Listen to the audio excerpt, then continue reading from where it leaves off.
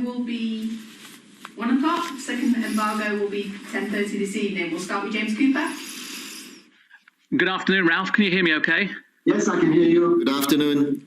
I'm just wondering, having played Aston Villa on Monday, I know it was a very different competition, whether it makes it harder playing them so soon or whether you go into the game with an advantage having won the game on Monday. Well, at least we know from experience now what the challenge will be and how they are playing. We also know that we were able in a tough and tight game to beat them.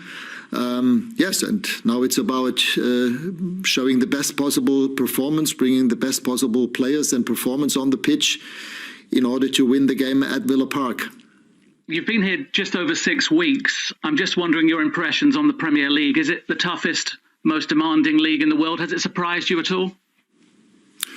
No, I wouldn't say it surprised me. Obviously, having no winter break, at least that was what I had expected. But since we had a couple of games called off due to COVID, we had a break. But in that break, we couldn't train, unfortunately, because we had to close Carrington for a couple of days. But yeah, in general, it was as expected. What a little bit surprised me was the way that even the teams in the lower ranks of the league are, again, very physical. Tactically very astute, playing in a very organized way. And this is different, I think. In this league, even against the bottom teams, it's never easy. It's not, even for the top teams, you can lose those games.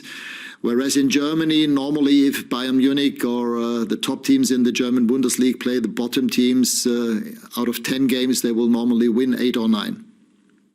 Simon Peach.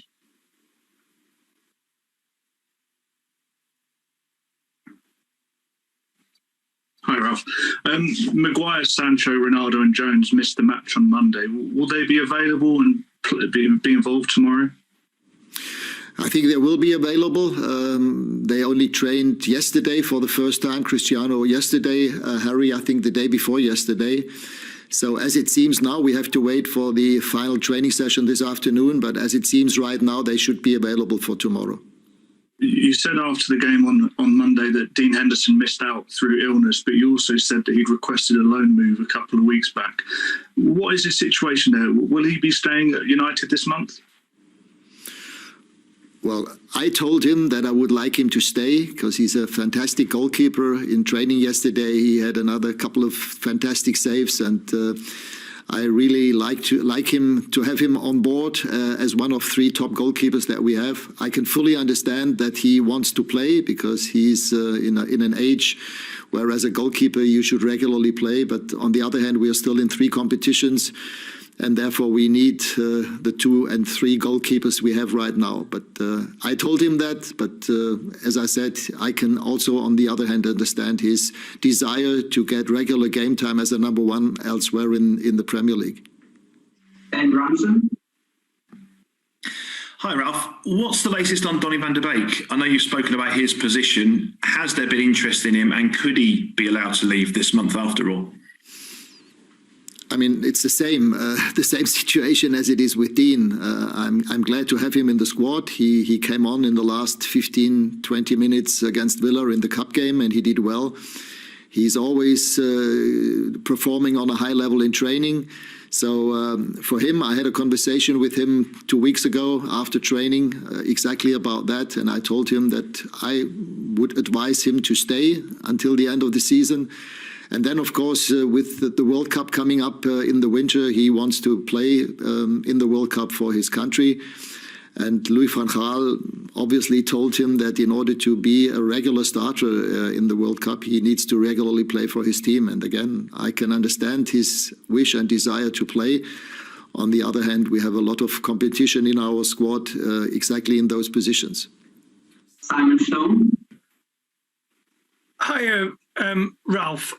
Quite a few times after games recently, you've said you need to get the balance right between the offence and the defence. I'm wondering what work you are doing to try and bring that about, and whether after the time you've been in charge, you feel as though the players you have are capable of having that balance.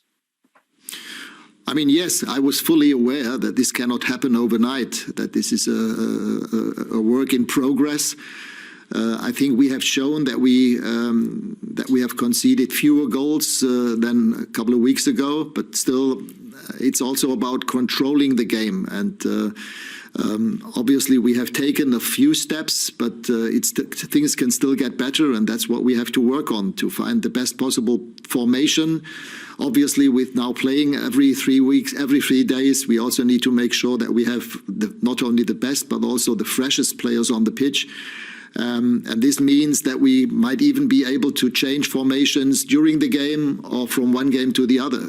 But as I said, it's still work in progress, and obviously still quite a few things and space for improvement. Andy Nitton. Hello, Ralf. You say it's still a work in progress and there's areas you're looking to improve. What are those areas specifically? Is it in certain areas of the pitch? Is it in individuals? Is it tactically? I mean, if you want to control or dominate games, you can do it in two ways. It's one, how do you play if the other team is in possession of the ball? How proactive, how aggressive can you be? At the same time, not being weak on the counter-attack if you allow them too many spaces on the counter-attack. And the other one is you can gain control when you're in possession of the ball. And in both areas, I try to work and improve the team and get better on. But as I said, we've taken a few steps, but not as quickly as I would have hoped and wanted it to be. I mean, as coaches, you're always normally never patient. You always want to have and develop teams quicker and faster. But now, in the last couple of weeks, and even in the future, it's all about results, getting the best possible result out of each game. And this is true tomorrow. This will be true on Wednesday when we play Brentford. And 3 days later at home at West Ham, it's about getting the best, the maximum points out of those games. And and the rest has to be developed at the same time. Well, last question in this section for Michael Gray. Hi, Ralf.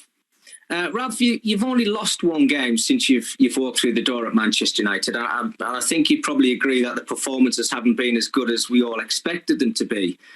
Is that just down to a lack of confidence in the squad? And is that what you've got to try and find?